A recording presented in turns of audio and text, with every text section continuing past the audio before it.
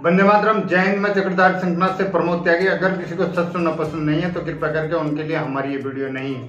माना कि उद्धव ठाकरे और नारायण राणे कभी दोस्त रहे हैं, लेकिन आज उद्धव ठाकरे प्रदेश के मुख्यमंत्री हैं।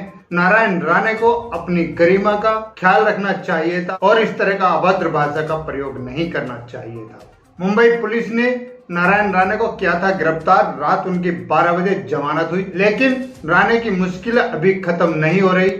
पुणे, महाराष्ट्र और नासिक में कई जगहों पर उनके खिलाफ एफआईआर दर्ज की गई है। पत्नी की मौत से बुजुर्ग आहत, जलती चिता में कूद गया।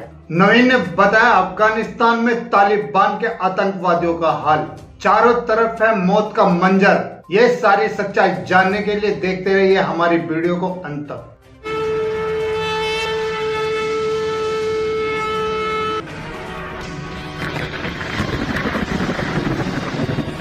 कम होने का नाम नहीं ले रही है नारायण राणे की मुश्किलें। कल रात 12 बजे नारायण राणे की जमानत हुई थी और आज नासिक पुलिस ने भेजा नोटिस। 2 सितंबर को नारायण राणे को नासिक पुलिस स्टेशन में पेश होना होगा। मंगलवार को सीएम उद्धव ठाकरे को अपशब्द कहने के आरोप में उन्हें गिरफ्तार किया गया था। बाद में उन्हें जमानत मिल गई। केंद्रीय मंत्री नारायण राणे की मुश्किलें आए दिन बढ़ती ही जा रही है। उनके खिलाफ शिवसेना, एनसीपी और कांग्रेस सड़कों पर उतर आई है। जगह जगह पर एफआईआर, मुकदमे चलाए जा रहे हैं। उनके बैनरों को फाड़ा जा रहा है और उनके फोटो के ऊपर कालिश पोत कर चप्पलों के साथ बेइज्जती की जा रही है।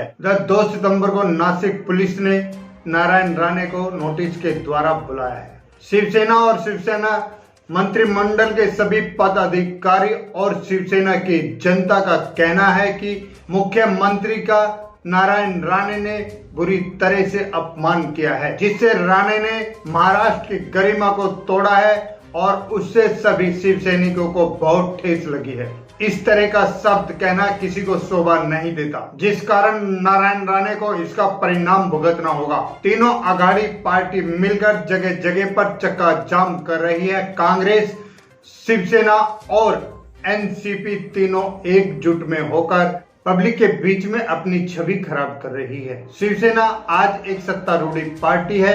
उसको अपनी पार्टी और सहयोगी पार्टी को समझाना चाहिए कि जिस तरह से उनकी पार्टी के सदस्य बैनर वगैरह फाड़कर नारायण राणे के पोस्टरों पर कालिश पोत कर चप्पल से दावा कर रहे हैं, इस तरह की निंदनीय घटना भी उद्धव ठाकरे के लिए शोभा नहीं देती, क्योंकि इससे उद्धव ठाकरे की ही जनता के बीच में छवि खराब होगी। नारायण राणे ने जिस शब्दों का इस्तेमाल किया था वो सब हम भी मानते हैं कि निंदनीय है और उसके ऊपर जितनी भी कानूनी कार्रवाई की जा सकती है वो अच्छी बात है, कानून की हद में है। लेकिन रोड पे उतरकर चक्का जाम करके पब्लिक के बीच में दोनों की छवि खराब करने का एक सुनिश्चित कार्य होगा। गौरतलब है कि नारायण राणे ने कॉन्फ्रेंस मीटिंग के दौरान उद्धव ठाकरे को थप्पड़ मारने की बात कही थी। नारायण राणे को यह बात कहनी शोभा नहीं देती। हम मानते हैं कि वो दोनों मित्र रहे हैं और आपस में दो दोस्त इस तरह की बात कर सकते हैं, लेकिन आज की डेट में उद्धव ठाकरे प्रदेश के मुख्यमंत्री हैं, यानी कि प्रदेश के राजा। उन्होंने कहा कि स्वतंत्रता वाले दिन बाजू में खड़े सेक्रेटरी से उद्धव ठाकरे पूछते हैं, देश को स्वतंत्र हुए कितने साल हुए। उसी बात को लेकर उनके कान के नीचे थप्पड़ मार देना ये निंदनीय था।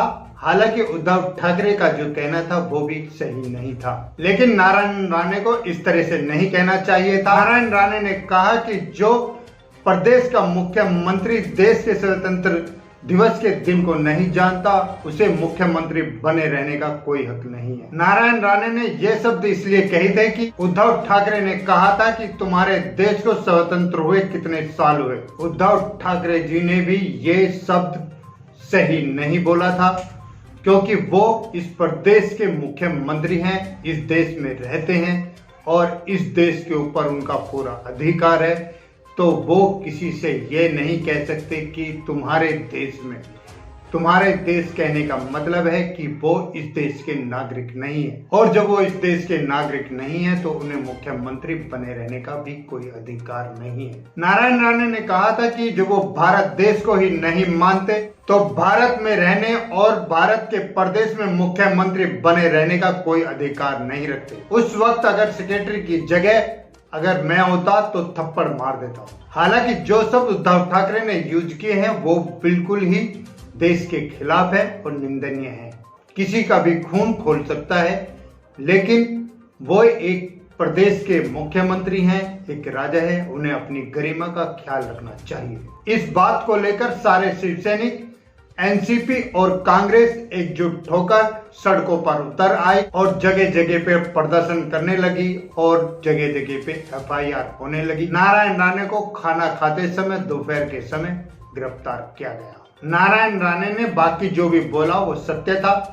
एक देशभक्त को ऐसा बोलना भी चाहिए था, लेकिन थप्पड़ मारने की बात अगर वो नहीं बोलते तो शायद इतना बड़ा बवाल नहीं। लेकिन आज वो नारायण राणे के मित्र नहीं है बल्कि प्रदेश के मुख्यमंत्री हैं, इसीलिए उन्हें शायद नारायण राणे की ये बात अच्छी नहीं लगी। लेकिन हम शिवसेना के उत्तराधिकारी उद्धव ठाकरे से जानना चाहते हैं कि क्या उद्धव ठाकरे आज बाला साहब ठाकरे की गरिमा के अनुसार चल रहे हैं? क्या उद्धव ठाकरे जो निर्णय बाला साहब ठाकरे ने लिए थे हिंदू राष्ट्रवाद के हिसाब से और हिंदू पार्टी के हिसाब से, उद्धव ठाकरे आज क्या उस पर कायम है? अगर उद्धव ठाकरे बाला साहब ठाकरे के अनुसार राजनीति करते तो शायद कांग्रेस और एनसीपी को अपने बाजू में ना बैठाते। शायद उद्धव ठाकरे अगर बाला साहब ठाकरे के रणनीति की तरह रणनीति करते तो पालघर में साधुओं की हत्या नहीं होती। उद्धव ठाकरे अगर बाला साहब ठाकरे की तरह राजनीति करते तो सुशांत राजपूत के मर्डर केस में वो इतने इन्वॉल्व ना होते। उद्धव ठाकरे अगर बाला साहब ठाकरे की तरह राजनीति करते, एंटेलिया केस में सही फैसला करवाते, शिवसेना के नाम को उच्च शिखर पर पहुंचाने का काम करते। उड़ीसा में एक बुजुर्ग पत्नी की मृत्यु हो जाने के कारण उसके पति को सदमा बर्दाश्त नहीं हुआ और चिता जलाने आए सभी साथियों को चकमा देकर वो जलती चिता में कूद गया। बुजुर्ग अपनी पत्नी की मौत से इतना आहत हुआ कि उसे वो सदमा बर्दाश्त नहीं हुआ और उसने अपनी जान गंवाना स्वीकार किया। ये घटना उड़ीसा कालाघाटी जिले में हुई। बुजुर्ग ने साबित कर दिया कि उन दोनों का प्यार इतना गहरा था कि कोई भी उनको बिछाड़ नहीं सका। नवीन ने बताया अफगानिस्तान के काबुल का आंखों देखा अब बीता हाल। नवीन ने कहा कि मैं 48 घंटे से 64 घंटे के बीच में बिस्कुट खाकर अपना दिन गुजारा हूँ। मौत क्या होती है और मौत का दर्द क्या होता है वो मैंने कई बार अपनी आंखों से देखा है इन 48 से 60 घंटों के बीच। नवीन ने बताया कि जब वो किसी तरह एयरपोर्ट की ओर बढ़े, उन्होंने एक गेट पर पहुंचकर वहां पर ब्रिटिश सरकार की आर्मी खड़ी थी। उस गेट के पास सभी पासपोर्ट दस्तावेज जमा हो रहे थे और चेक किए जा रहे थे। वहां करीब 30 से 40 हजार लोगों से भी ज्यादा भीड़ इकट्ठा थी और भीड़ में अफरा तफरी मची हुई थी। उन्होंने कहा कि जब देर रात में काबुल से एयरपोर्ट की तरफ निकला तो चप्पे चप्पे पर तालिबानी आतंकवादी बैठे हुए थे। वहां पर वो अपना जाल इस तरह से बिछाए बैठे थे कि वहां से परिंदा भी पर नहीं मार सकता था। मैंने जो देखा, भारत के लोगों को छोड़कर वो किसी भी देश के लोगों के ऊपर रहम नहीं कर रहे थे। मैंने तालिबानी लोगों को ये कहते हुए भी सुना कि अगर भारत से पंगा लिया तो हमारा नष्टो नामोद खत्म हो जाएगा। बाकी उन्होंने ब्रिटिश, अमेरिका और सऊदी अरब जैसे लोगों को भी बिगर यातना के नहीं छोड़ा। आज हम सारे हिंदुस्तानी अगर इज्जत से भारत में आए हैं तो भारत और भारत के प्रधानमंत्री नरेंद्र मोदी के सहयोग से आए हैं।